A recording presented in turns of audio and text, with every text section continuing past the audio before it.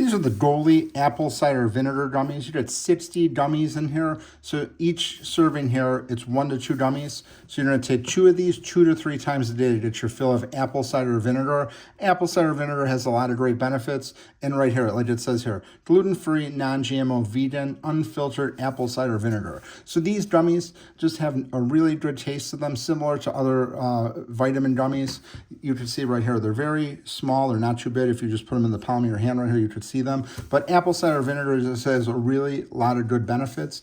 But if you're taking it in a drink or taking it straight, it has a really distinct, harsh taste to it. So if you're looking to get apple cider vinegar into your diet, this is a great way to do it without having to have the harsh taste of taking it straight in the liquid form. So right here, calorie count, 25 calories for each gummy here, for both sets here, for the 2 gummies. So definitely want to check these out if you're looking for a new way to get apple cider vinegar.